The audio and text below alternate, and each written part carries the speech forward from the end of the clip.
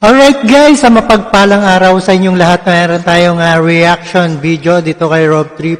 One Rider Representative Bonifacio Bosita makes a surprise bid for Senate as independent. Ayan, tatakbo si idol natin, si Congressman Bosita bilang senador as a independent platform of road safety.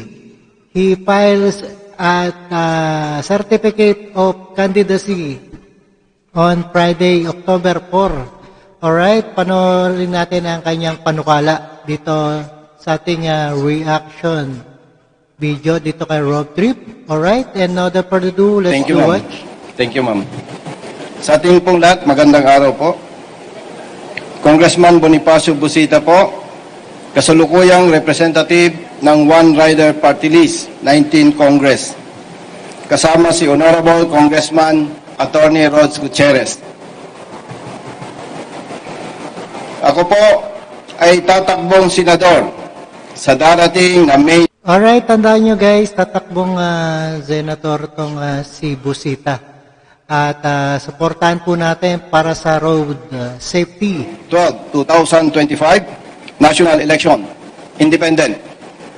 Kung papalarin po ako at pagtitiwalaan ng Alright, independent naman siya. Alright, isama sa inyong taong bayan, maglilingkod ako na walang pinipili at walang kinikilingan, kasama ang One Rider Party List sa Kongreso. Basta tama po, kampi-kampi tayo. Maraming salamat. Okay. Alright, wala naman nakikita nating corruption tong si Bosita. At tumutulong pa nga sa mga riders natin dyan at sa mga iba pang vehicle. Question and answer. Question po. Sir, what made you decide to run for the Senate? This seems like, I don't know, for me, it seemed like a surprise kasi syempre, yung mga kandidato din, tumatakbo sila sa ilalim ng mga partido. So what made you decide to run for the Senate? Actually po, ilang days pa lang po na nag-decide ako with my family and with my party.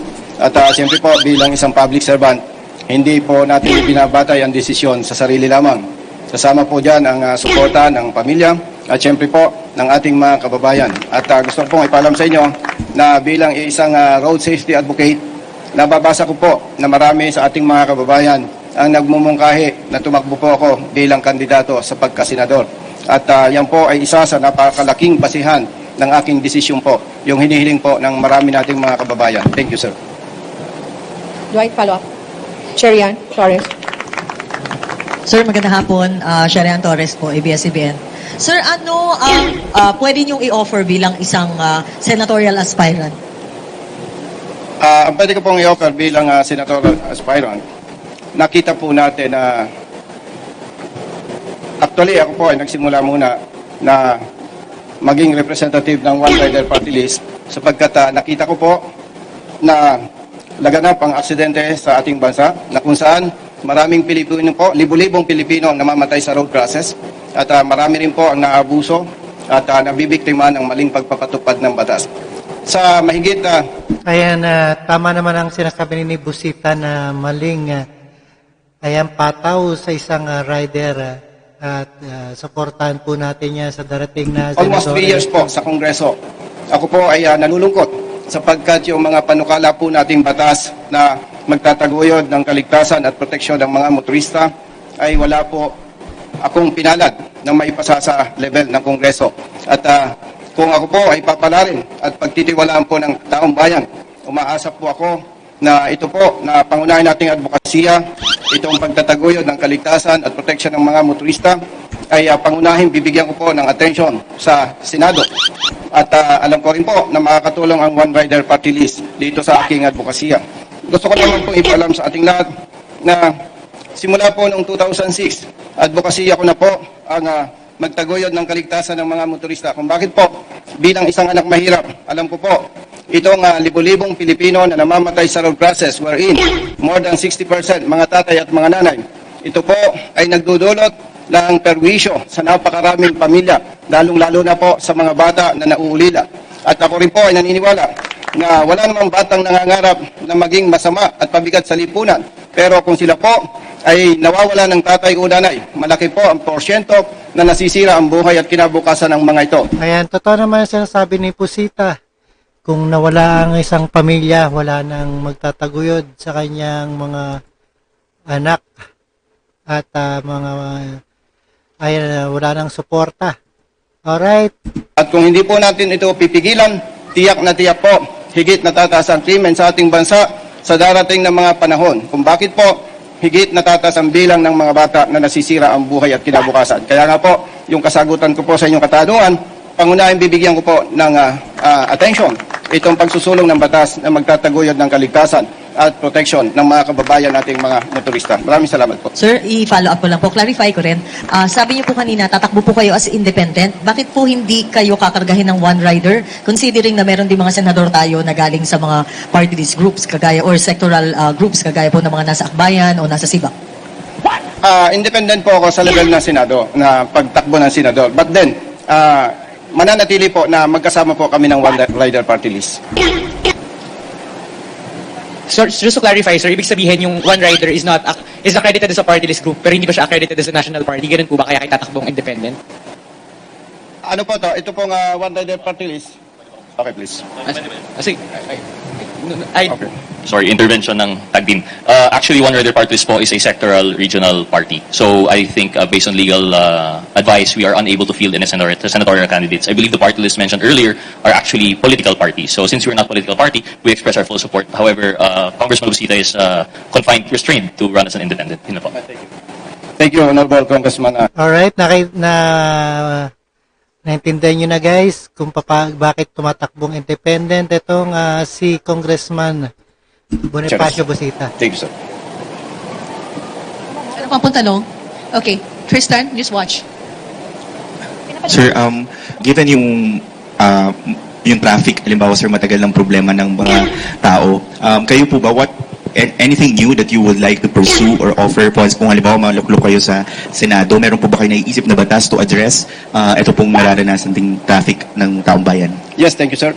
Actually po, kung titingnan po natin, ang pangunahing dahilan po ng traffic natin, especially sa kamay nila po, ay yung volume ng vehicles.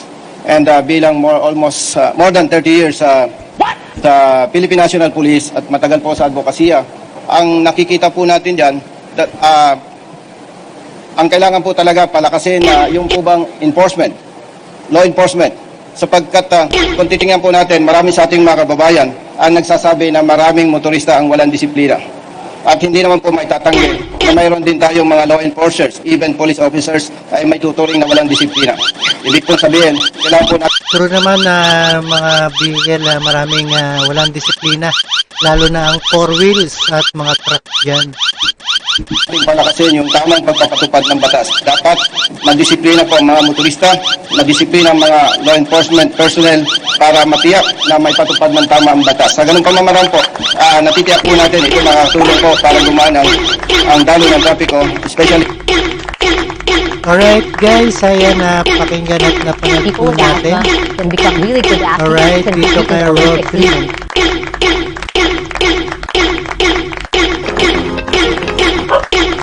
Alright, thank you so much. Alright. To address ito pong nararanasan ding traffic ng taong bayan. Yes, thank you. Actually po, kung titignan po natin, yung unahing dahilan po ng traffic natin, especially sa kamay nila po, ay yung volume ng vehicles. And bilang more than 30 years sa Philippine National Police at matagal po sa advokasya, ang nakikita po natin yan, ang kailangan po talaga palakasin yung po bang enforcement, law enforcement. Sapagkat kung titingnan po natin, marami sa ating mga kababayan ang nagsasabi na maraming motorista ang walang disiplina. At hindi naman po may tatanggi na mayroon din tayong mga law enforcers, even police officers, ay may tuturing na walang disiplina. Ibig pong sabihin, kailangan po nating palakasin yung tamang pagpapatupad ng batas. Dapat madisiplina po ang mga motorista, madisiplina ang mga law enforcement personnel para matiyak na may patupad ng tama ang batas. Sa ganung pamamaraan po, natitiyak po natin, ito makakatulong po para gumaan ang daloy ng trapiko, especially dito sa Kamaynilaan. At maliban po dyan, yung po pang mga infrastructure projects natin, mga infrastruktura, ay masyadong limited na po ang space. Kaya yun na lamang po ang nakikita natin dapat pagtuunan ng pansin. Yung pong disiplina at education po ng ating mga motorista at ng mga law enforcement personnel. Maraming salamat, sir. Maraming salamat po. Meron pa? One last question. John? Sir, sabi niyo matagal na po kayong road safety advocate. So sa nakaraang 3 years po sa House, ano pong bills yung mga in-introduce niyo for that advocacy? Pagunahing sinulong po natin sa House Bill 5366, Fair Traffic Apprehension Act. Malimutan po dyan yung pong protection ng mga motors, ng mga consumers. But unfortunately, nasabi ko sir kanina sa inyo, wala po tayong naipasang batas sa parte po ng Kongreso. Yan po ang nagbigay ng inspiration sa atin para umakyat po at maging kandidato sa pagkasenador. At nabanggit po niyo sir yung aking 3 years bilang representative ng One Rider Party List. Gusto ko lamang pong banggitin po sa inyo na noong wala pa po ako sa One Rider Party List at hindi pa po ako kongresista, ang natatanggap po nating tawag o complaints mula sa mga kababayan ng nating motorista ay umaabot po ng humigit kumulang 500 calls, complaints araw-araw. Pero dahil po na kapag ka po may lumalapit sa atin at ating inaaksyonan ay bumaba po na ngayon ang bilang ng mga nabibiktima ng pang-abuso at maling pagpapatupad ng batas. More or less, 20 na lamang po araw-araw. At maaaring magtatanong po sa inyo ang iba kung bakit po nangyari ito. Kapag ka po mali ang panguhuli sa motorista, tayo po ay tumutulong sa kanila at sinasampahan po natin ang kaukulang kaso ang nakikita natin nagkamali na pulis o enforcer. Maraming salamat po. Alright guys, ang adikay ni Coronel Congressman Busita sa kanyang pagtakbo bilang senador ngayon 2025 bilang independent sa kanyang running on platform road safety. Alright, maraming salamat sa panonood at pagkikinig dito kay Rob Trip and peace out.